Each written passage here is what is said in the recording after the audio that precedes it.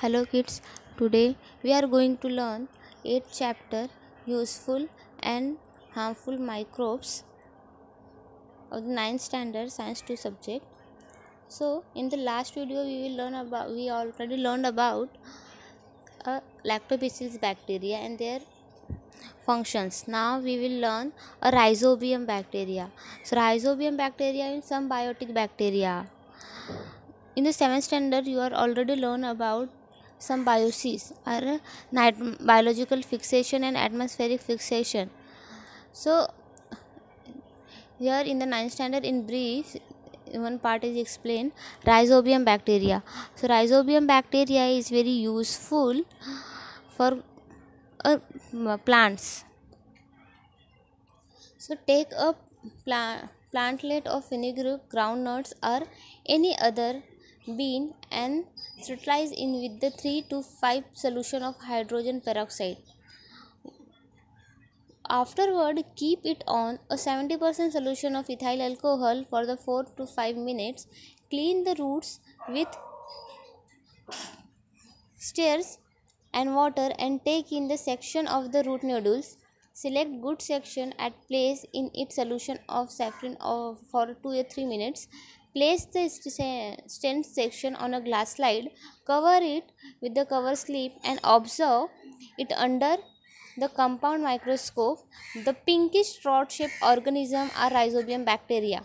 Means root से थोड़ा सा रूट्स का पार्ट कट करके उसमें मिथाइल अल्कोहल ऐड करके स्लाइड एंड कवर स्लिप लगा के उसमें अंडर माइक्रोस्कोप देखेंगे तो पिंकिश रॉड शेप कलर में बैक्टीरिया दिखाई देगा. वो क्या है? Rhizobium bacteria.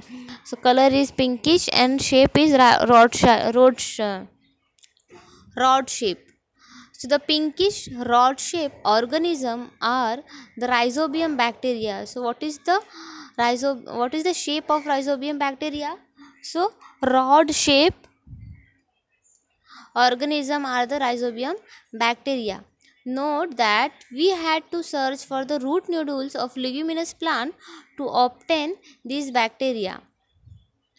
So where we obtain rhizobium bacteria? So leguminous plant in a root nodules. मतलब जो leguminous plants है उसके root nodules में हमें क्या मिलेगा? rhizobium bacteria. मतलब leguminous plant अब क्या होता है?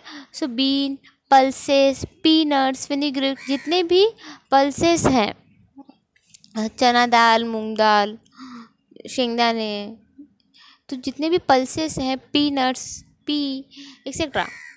So all the pulses, so root nodules of leguminous plant to obtain these bacteria.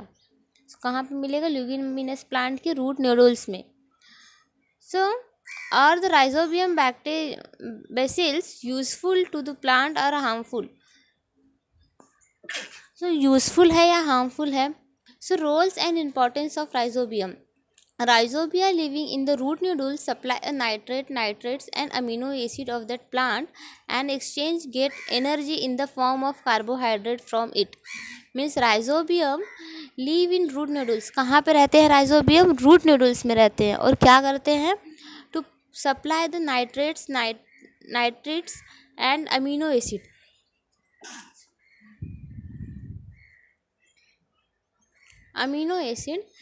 To that plant and exchange get energy in the form of carbohydrate. मतलब नाइट्रेट्स अमीनो एसिड प्लांट्स को देते हैं और उसके बदले क्या लेते हैं? Carbohydrate energy.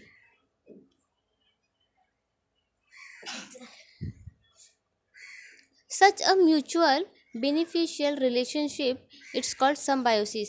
मीन्स एक तरफ से लेना एक तरफ से देना, तो ऐसे म्यूचुअल अंडरस्टैंडिंग को क्या कहा है? symbiosis.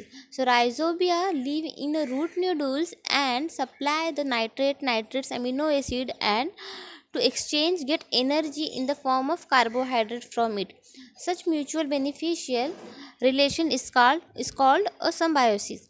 So rhizobia produce the nitrogenous compound from atmospheric nitrogen. So atmosphere में 78% नाइट्रोजन प्रेजेंट है. सो उसके हेल्प से राइजोबियम बैक्टीरिया नाइट्रोजीनियस कंपाउंड में कन्वर्ट करते हैं और वो नाइट्रोजीनियस कंपाउंड्स क्या है? Nitrates. So however However, for the process of nitrogen fixation, they need leguminous plant like the bean, sweet pea, soybean, etc. as a host. Bean and pulses are rich in protein due to nitrogenous compound. Bean, pulses, जितने भी pulses हैं वो उसमें protein क्यों होता है? Because of nitrogenous compound made available by rhizobia. मतलब उसमें नाइट्रोजनियस कंपाउंड होने की वजह से उसमें प्रोटीन्स होते हैं. सो नाइट्रोजनियस कंपाउंड कैसे है? Just because of rhizobia bacteria. So because of rhizobia bacteria, pulses get a nitrogenous compound and in that contain a protein. मतलब जो इतने भी pulses हैं, बीन है, तो उसमें प्रोटीन्स कहाँ से आता है? Just because of nitrogenous compound which is made और अवेलेबल बाय राइजोबिया. राइजोबिया से बने हुए नाइट्रोजनियस कंपाउंड की वजह से बीन्स, पल्सेस में, लेग्यूमिनस प्लांट्स में क्या आ रहा है? प्रोटीन हो रहा है, प्रोटीन कंटेंट तो आ रहा है. So after harvesting a leguminous crop, the leftover root and other plant part are deliberately dumped in farm soil to maintain the bacterial population.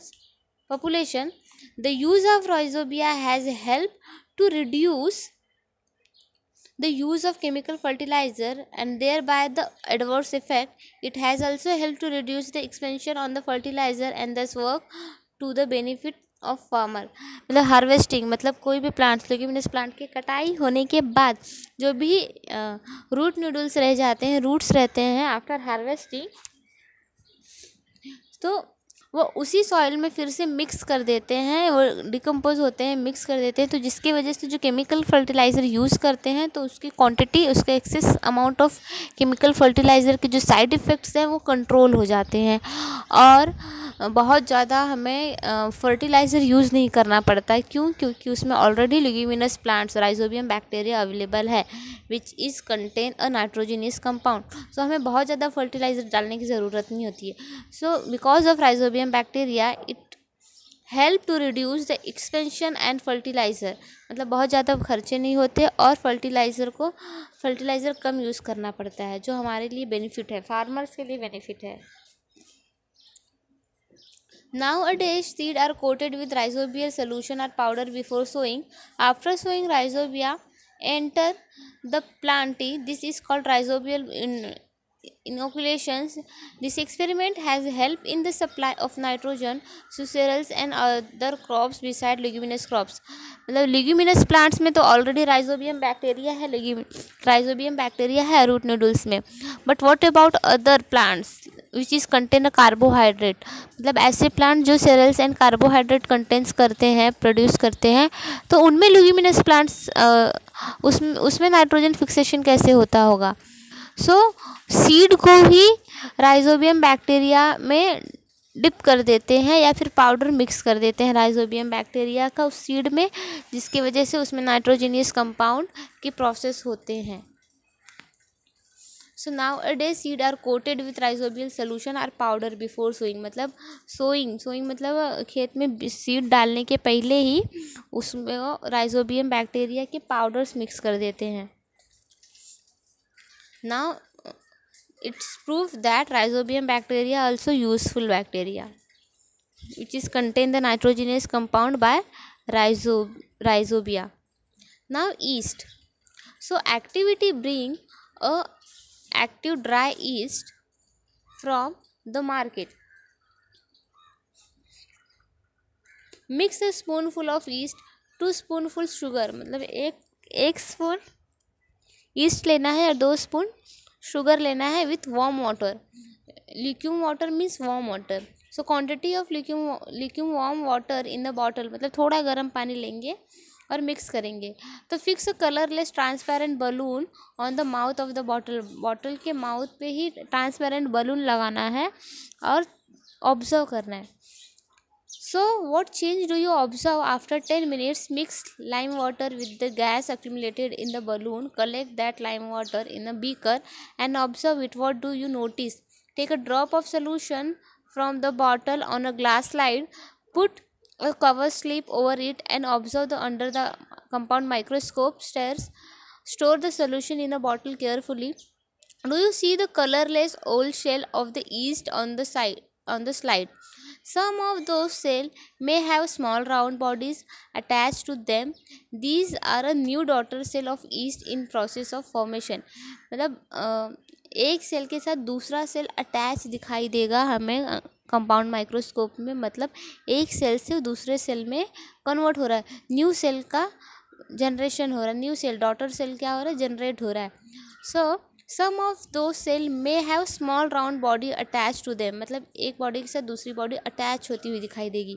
So these are new daughter cell of yeast, मतलब वो yeast का नया cell है. So these are new daughter cell of yeast in the process of formation. This method of asexual reproduction is called budding. और ऐसे method को क्या बोल रहे हैं, असेक्सुअल रिप्रोडक्शन को क्या बोल रहे हैं, budding. So east have a budding reproduction system. So the method of asexual reproduction is called budding. Yeast is a heterotrophic fungal microbes that grow on carbon compound. So वो micro heterotrophic fungal microbes है, heterotrophic fungal microbes है जो carbon compounds में produce हो रहा है. Carbon compounds कैसे हुआ, शुगर कार्बन कंपाउंड्स है. So yeast is a heterotrophic fungal microbes that grow on carbon compound. Yeast is a unicellular fungus with the 1500 different species in extent. The yeast cell is eukaryotic type of cell. The yeast cell is eukaryotic type of cell. Now, in the above experiment, yeast grow and multiply very quickly due to the carbon compound in the sugar solution. In the process of obtaining nutrition, each cell convert in the carbohydrate in that solution into alcohol and carbon dioxide. This process called the fermentation. Means each cell convert the carbohydrate in the solution into the carbohydrate and yeast के reaction की वजह से क्या form हो रहा है, ethanol and carbon dioxide, and this process is called fermentation. How is bread made? So because of yeast, bread is made with the help of fermentation. So overall, rhizobium bacteria and yeast both are the useful. Rhizobium bacteria is useful bacteria and yeast is a fungus.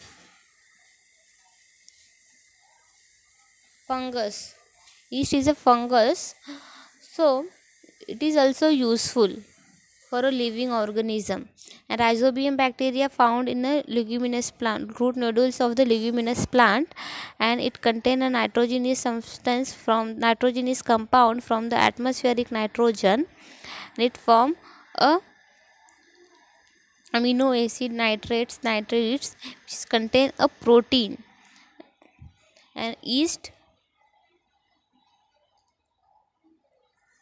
have a asexual reproduction is budding.